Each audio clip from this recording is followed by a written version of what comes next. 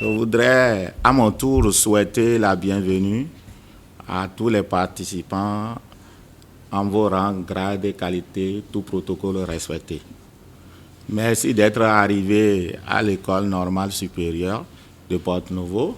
Le pilotage des établissements scolaires et universitaires, enjeu de la réussite éducative, c'est le thème de ce symposium organisé par UNFRE, UNIFRCF, DIPIC, l'APEDI et NSIAC ce vendredi 31 mars 2023 à la salle Henri Penrose de l'École normale supérieure de Porto-Novo. Ce thème du symposium fait le lien entre le pilotage des établissements, qu'ils soient du niveau primaire, secondaire ou universitaire, d'une part, et l'efficacité des apprentissages à travers donc, la réussite académique.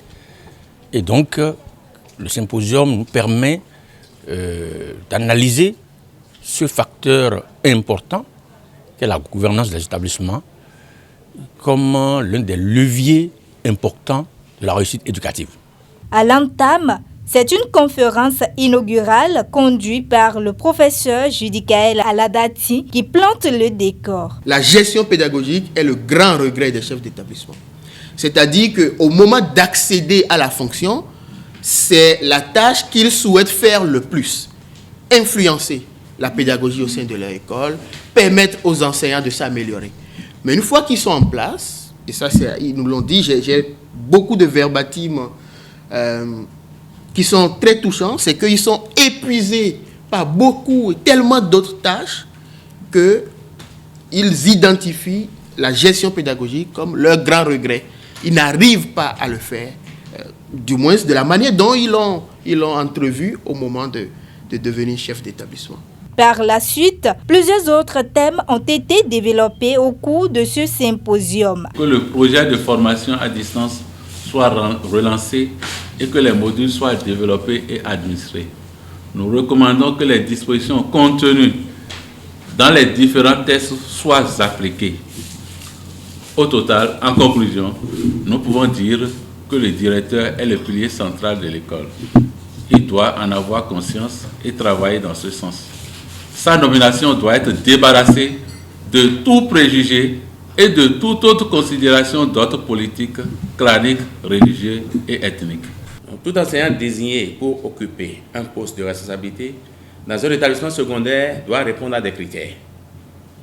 Et comme critère, nous avons, premier critère,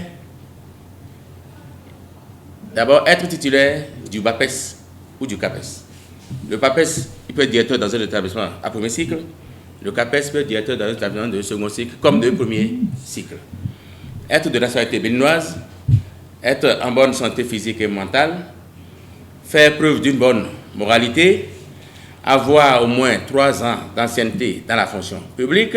J'ai dit qu'il faut faire un appel à candidature, et bien structuré. Ça se fait en ligne, vous faites un dépôt de dossier avec les pièces. Et pour les recteurs, il y a une audition qui se fait. Donc la commission reçoit les candidats et doivent présenter leur projet devant la commission, défendre leur projet. Et c'est une sélection rude. Il y a d'abord une présélection et après vous passez à l'étape suivante. Et le dossier finalement, comme c'est le cas au primaire et au secondaire, envoyé au CNE qui a son dernier mot. Et finalement, on choisit 3 par poste qu'on envoie au gouvernement. Après enquête de moralité, le gouvernement maintenant choisit celui-là qui sera ou le recteur ou le vice-recteur.